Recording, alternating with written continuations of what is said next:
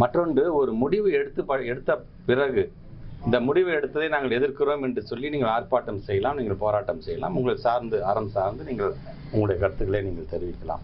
ஆனால் இன்னும் எந்த முடிவுமே எடுக்காம அந்த கருத்துக்களை பெறுகின்ற அளவில் தான் இருக்கின்றோம் என்று சொல்லும் பொழுது, நீங்களாகவே ஒரு எதிர்கட்சியை சார்ந்திருக்கணும், ஒரு யூகத்தின் அடிப்படையில் நாங்கள் உடனடியாக அதை கண்டித்து நாங்கள் ஆர்ப்பாட்டம் செய்கிறோம் அப்படிங்கிறது அது எந்த விதத்தில் அது முறையாக இருக்கும் என்பதை நீங்கள் தெரிவித்துக் கொள்ள வேண்டும். அதே போன்று இந்த நேரத்தில் நம்முடைய மாண்புமிகு எதிர்கட்சி தலைவர் அவர்கள் வைக்கின்ற வேண்டுகோள் என்பது, கல்வியை வைத்து நீங்கள் கருத்துக்களை சொல்லுங்கள், ஆனால் கல்வியை வைத்து தயவு செய்து நீங்கள் அரசியல் செய்யாதீர்கள் என்பதை நான் கேட்டுக்கொள்கின்றேன்.